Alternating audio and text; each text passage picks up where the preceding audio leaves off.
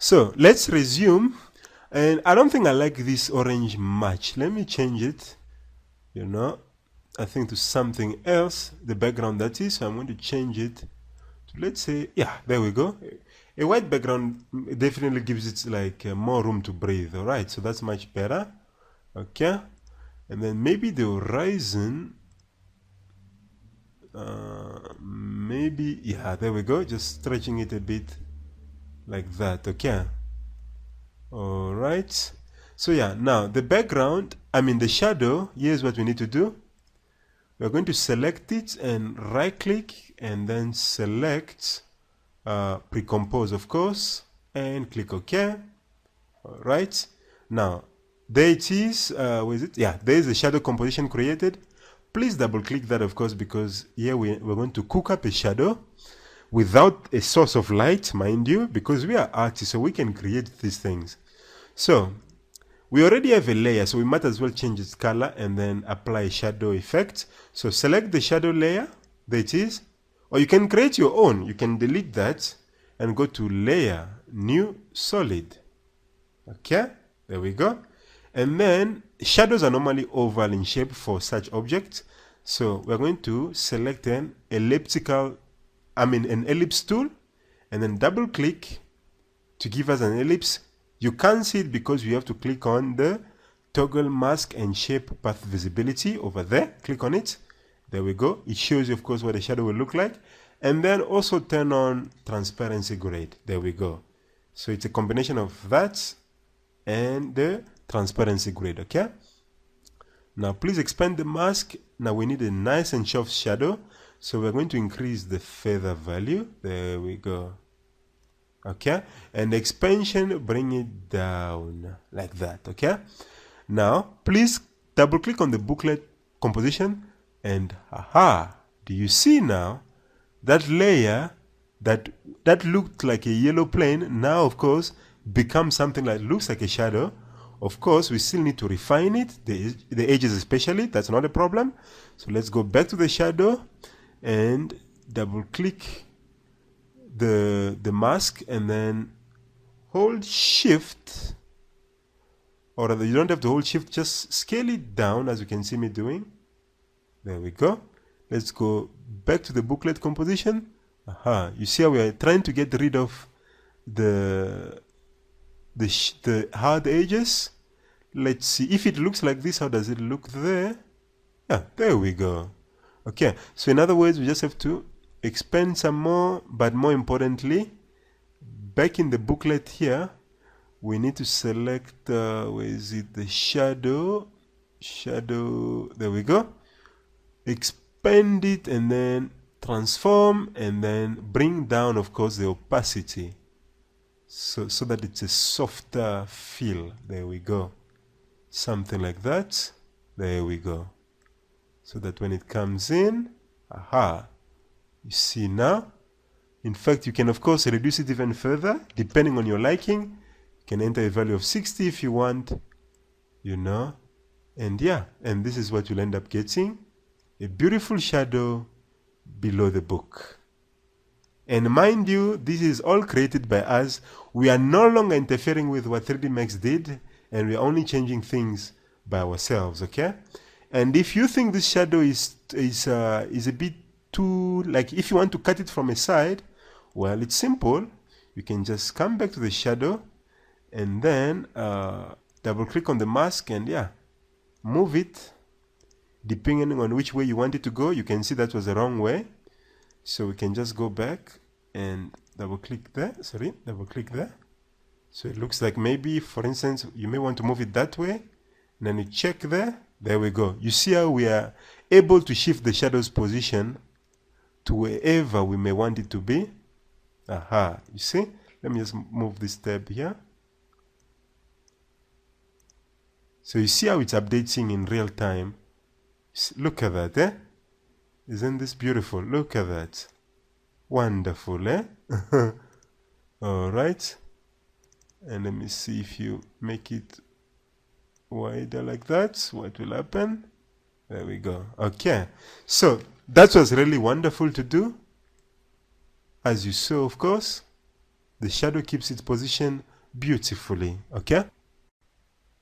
Okay, now let's get back to it, and then we're just going to add a few things just to make the animation even more interesting.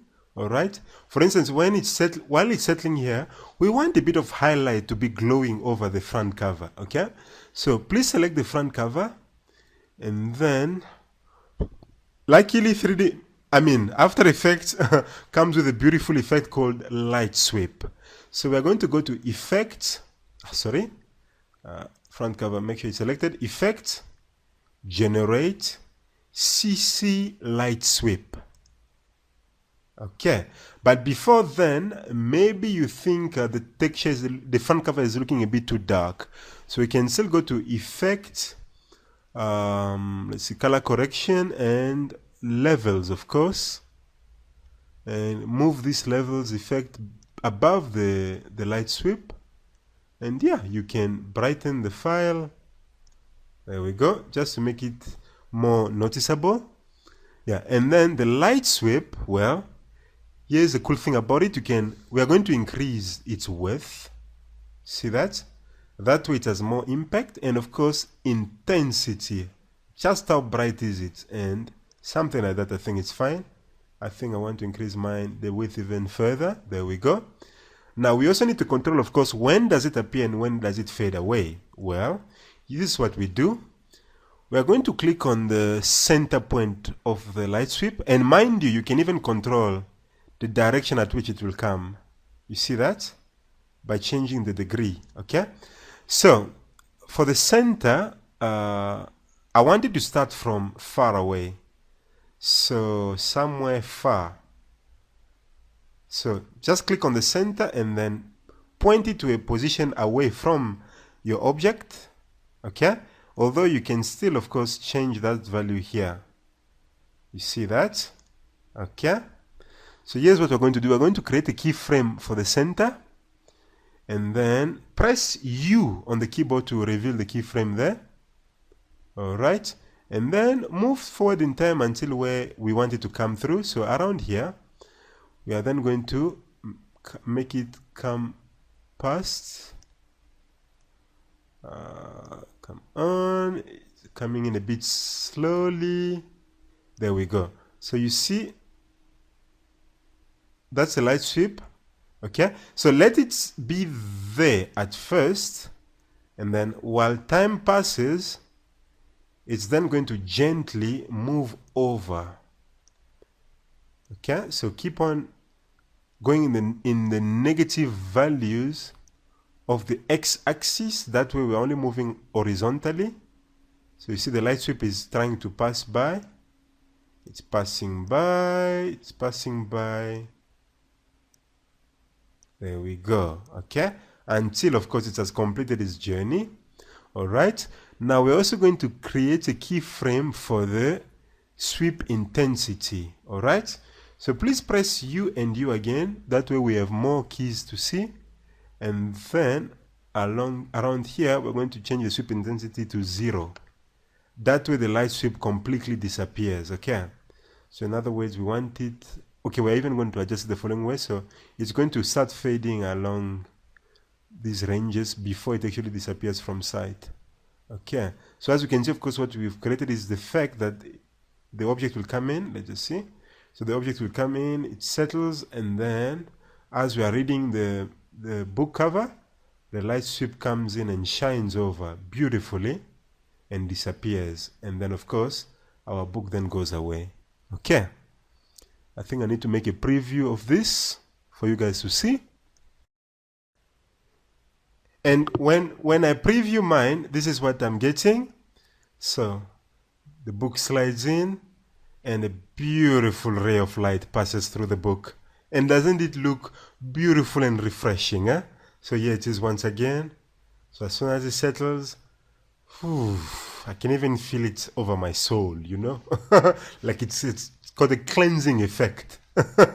So this is beautiful stuff indeed. Look at that. All right. So, and then if you want to take it even further, you can do the following. You can go to the front cover, like in case you don't want just this to be the only cover you don't want this to be the only photo, all you have to do is just import another photo. Well, luckily I've prepared another one. Import. You just go to File, Import, File. And yeah, there is me looking serious yet again. Let me just see. Just double click. Okay. And then I'm going to, mind you, we're working on the front cover composition. So I'm going to bring in this photo over there. It's me again looking too serious again. So I'm going to scale this down just to fit the cover. And then I'm going to do the following. I'm going to move that one there.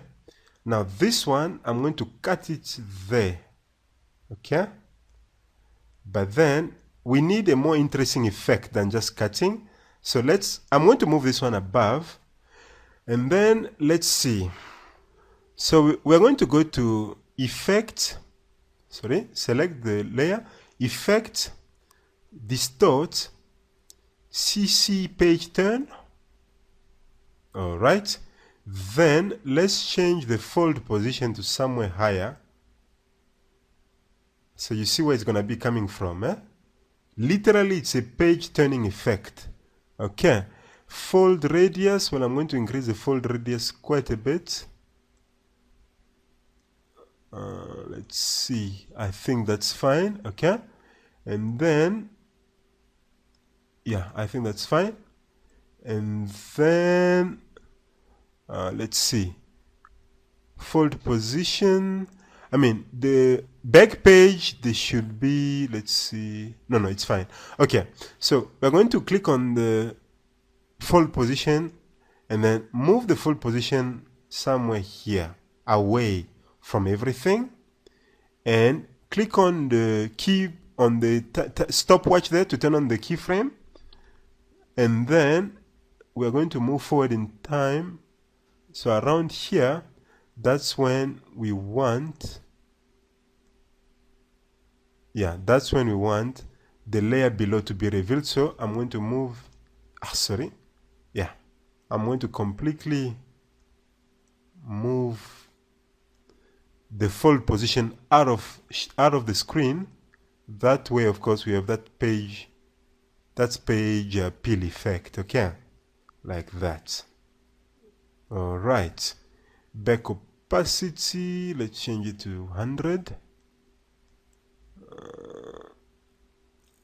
Okay, maybe 85 as it was looked good.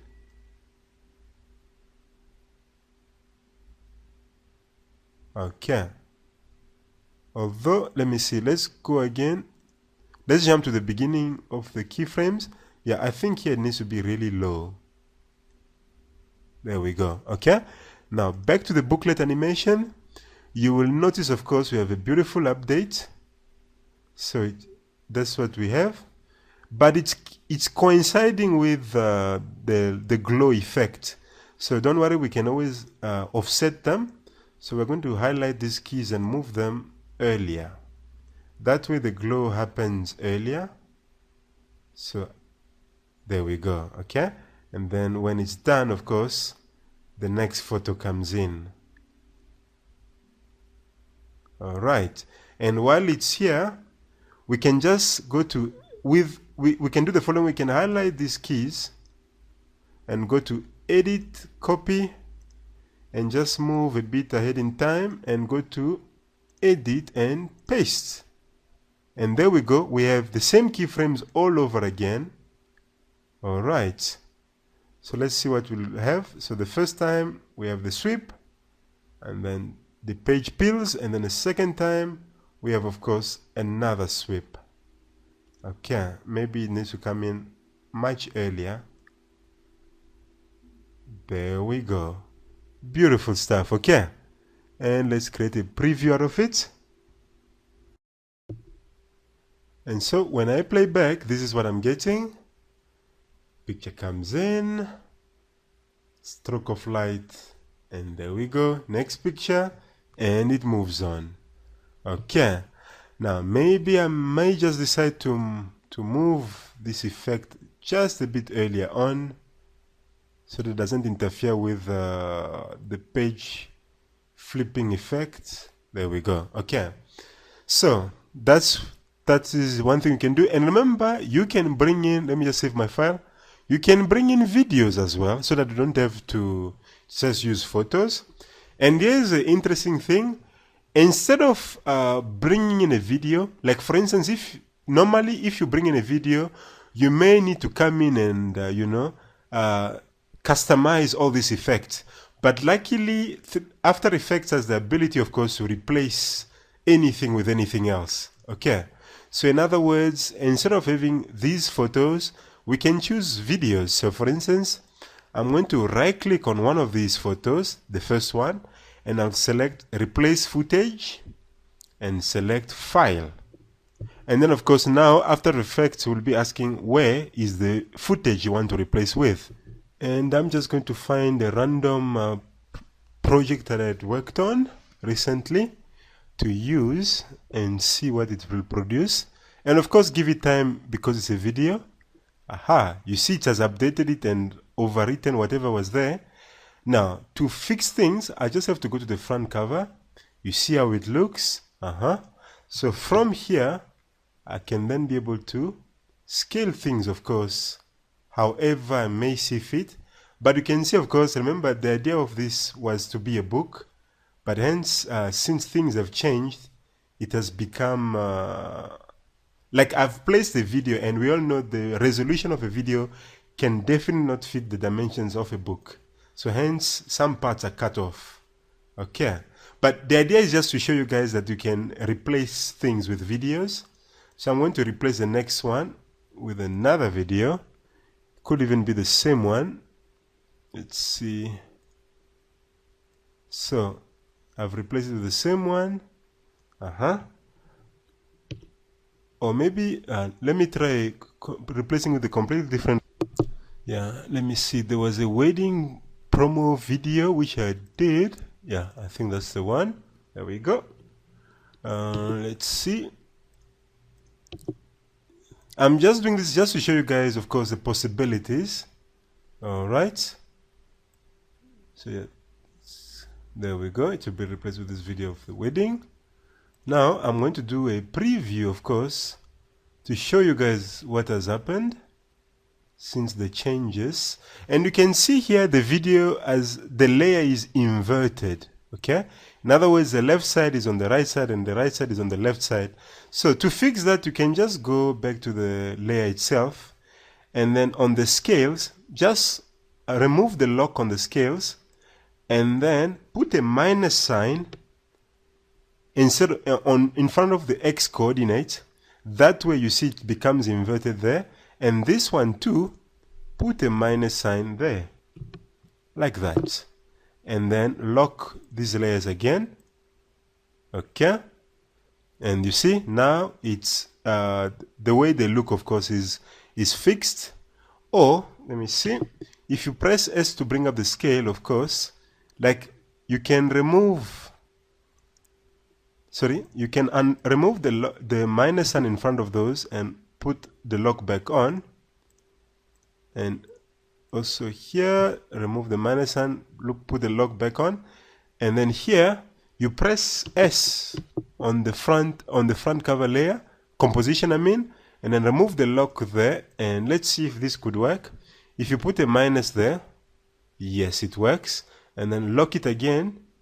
That way, there we go. It does work. Okay. That way, of course, it reverses the X axis so that it points the right way. So I'm going to build another preview there. And in fact, mind you, this is just for the purpose of showing you what's possible. I'm just going to realign this composition, this object here. Maybe I want it to start from somewhere else. So yeah, maybe you want your animations to start from other places. Okay. So yeah, of course, it's all up to you. So yeah, I think I want to capture that moment because it was such a challenging part of the whole project. Okay. So yeah, I think I'm happy with this. Yeah, now I can build my preview once again. And then when we play back, this is what we get. A very dynamic book cover. In fact, it's even beyond the book now, as you can see. It's very beautifully dynamic. Look at that. Eh?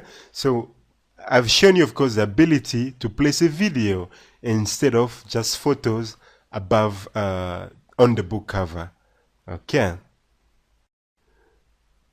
And then back to where we started with the photos. Let's say this was your demo reel and you want to introduce yourself and your services. Well, this is how I will do it. So while the photo settles there, well, you can then write your name there, you know, for people to know who you are. So I think, let me see, let me change my font here to a dark blue. Yeah, or navy blue, that is. Henrythejedi. Sorry. And then, yeah, just choose your font. With clear. There we go. Okay. Maybe, let me see.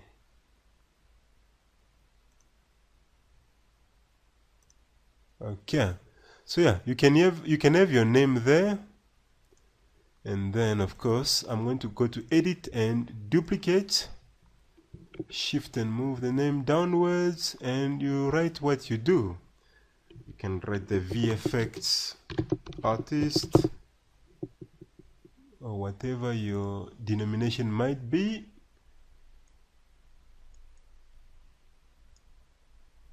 Okay. Just making it a bit more interesting. All right. Of course, your name must be bigger to be more noticeable.